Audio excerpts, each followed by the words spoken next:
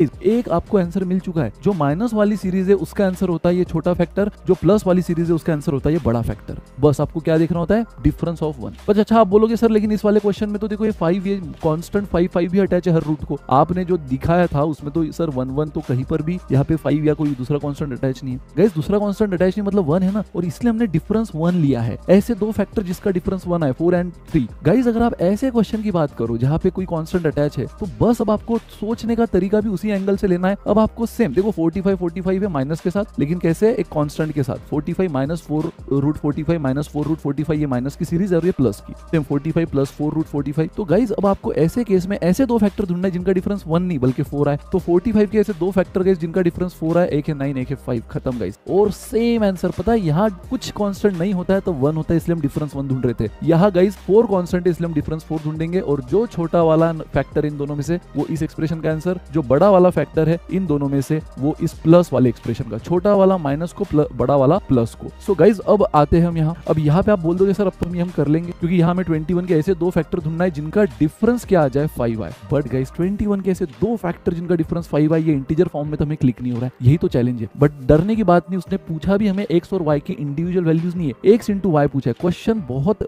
सोच समझ के डिजाइन होगा। तो मुझे बताओ गाइज 21 के ऐसे दो फैक्टर तो मुझे नहीं मिल रहे 7 इंटू 3, लेकिन उनमें 4 का डिफरेंस है, हमें 5 का डिफरेंस चाहिए। तो चलो मैं मान लेता हूँ कि एक नंबर होगा छोटा वाला n, लेकिन इतना तो अभी हमने ट्रिक से सीखा कि दोनों के बीच में डिफरेंस कितने का होगा, ये कांस्टेंट का।